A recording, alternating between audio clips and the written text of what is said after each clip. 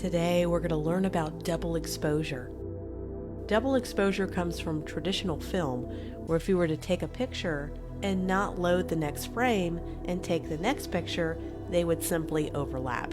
You saw this in a lot of pictures in the 60s and 70s of rock bands where they have this double exposure effect. Well, in digital world, it's a lot easier to do it with the blending mode tool.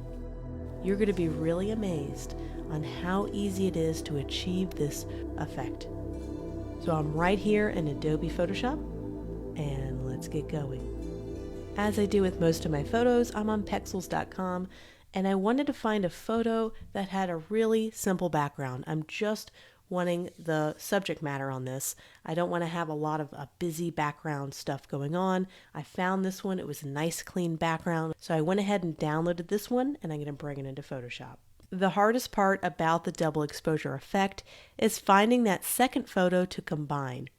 And what I think makes really strong double exposure effects is having some sort of narrative or story behind the main subject matter. So pick a main subject matter, whether it's a man, a woman, an animal, a thing, and then pick that secondary image that's really going to pair well with the subject matter. So if it's an animal, perhaps a picture of mountains or nature or flowers. If it's a picture of a man longing to be in nature because he's stuck in the city, it's always nice to have some kind of narrative or story-driven idea behind your double exposures. It just adds a little bit of extra details behind your work. So I think the hardest thing is to find two really good photos to combine, and also finding ones that do work well together. So let's demonstrate the basic effect of double exposure. So I have a second image. So the story-driven narrative for this one is this man is longing to be back in nature.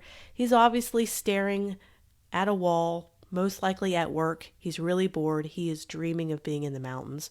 So I try to find some kind of nature photo that can easily portray this narrative.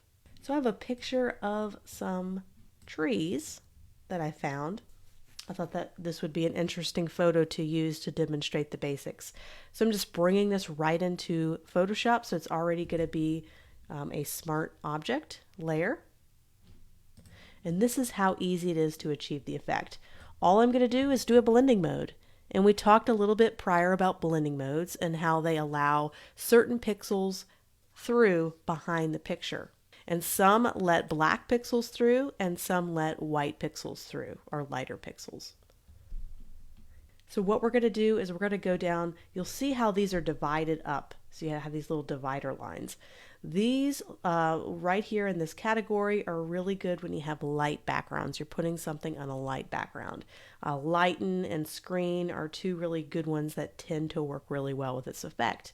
When you switch to a dark or a black background, some of these down here like overlay and soft light will work really good when you have darker backgrounds. So it just depends on the photo which one might work best.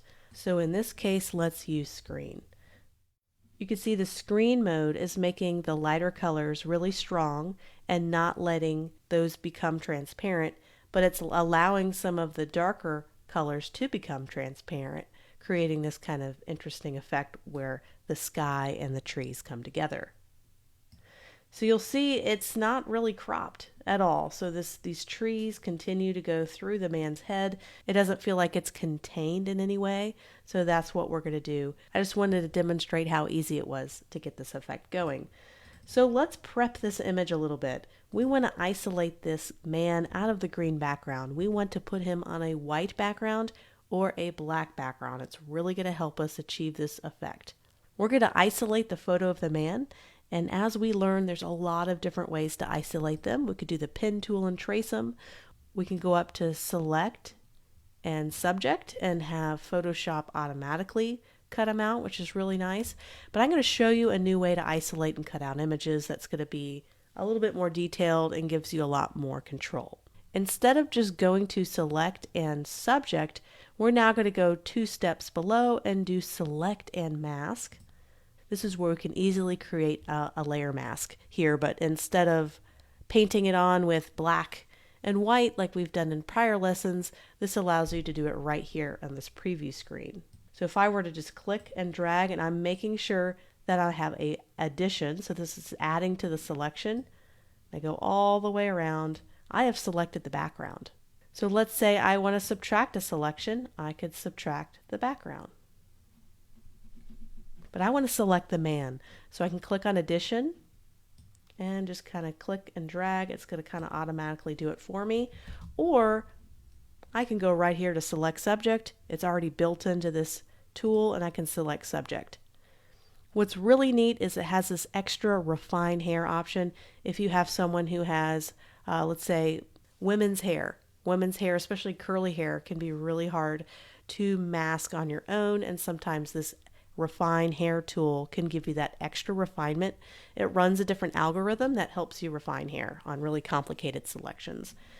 But let's say it didn't do a really good job in one point. That's where this is great, because I can be very selective about what I mask. So if I want to add, I just make sure I have the add to the selection selected, and I can reduce my brush size and paint on anything I feel like needed extra attention. And also, if I feel like I over selected something, I can, looks like this is a pretty good selection, but I could just click and then deselect a certain portion. You can also smooth feather your selections as well. So if I were to increase the feather, it'll give it almost a kind of a glow or a feathering effect around the selection. So if I increase it by a lot, it gives us a soft kind of cutout, which could be a desired effect for something that you're looking for, but we just want a very low feather. And smooth is going to smooth out any jagged selection. So if you have a really jagged selection that's looking really rough, sometimes smoothing will help smooth out those rough selection lines. And you can clear your selection anytime you want to start right on over. Okay, so when you're done, click OK. And I have a pretty decent selection. So now that I have the man selected, I'm going to go down here and just click on Layering Mask. It's going to go ahead and mask it all for me. The background is totally gone, and I think we have a pretty decent selection. So now we add back our image, and we're a little bit closer, but it looks like these trees need to disappear. So the way blending modes work is it works really well on white backgrounds and black backgrounds, depending on which one you selected. So let's create a white background for the very back. A white rectangle and put it in the very, very bottom. So now we have a white background. We have our man selected. So now let's toggle back on our forest. And you notice on the white background, what the screen blending mode does is anytime you have a white background, it's going to go ahead and look like it's disappeared, because it's not letting any of those, it's letting all the pixels through and the background through the front. So it looks like it's not even there. So you see how that works? If I were to change this to a black background, so I'm just going to double click my rectangle, change it to black, now we're back at the same issue, because now it's letting the black pixels through. Well, black is going to make it show up, and white is going to make it disappear, just like when we paint on the layering mask with white and black, and how we modify layering masks.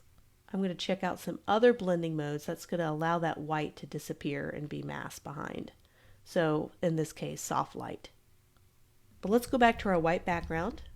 So now what we want to do is find a good position for this. So we can make this a little bit smaller.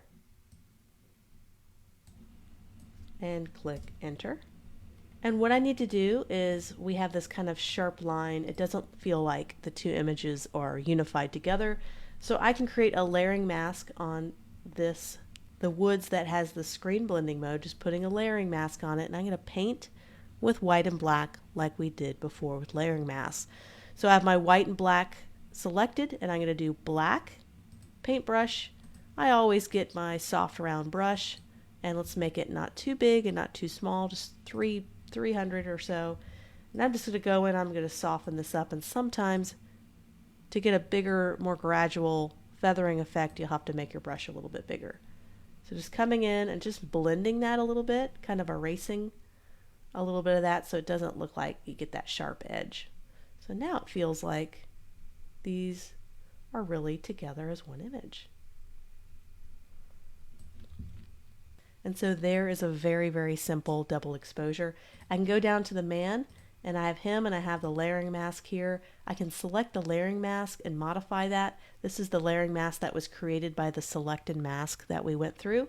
So I'm clicking that, and of course we can paint on with white and black. So let's go ahead and paint with black, and it's going to allow some of that to disappear, this image to disappear and be masked. And we could kind of mask the edges if we want it to look like it's feathering out into nowhere. If we didn't have the birds, it'd be a little bit easier to do that, but we can find a way to select the birds and mask that out. So that's super duper basic. Let's go back in our history to where we were before. And we're going to try a different image. So I'm going to delete this one, and we're going to try this image right here.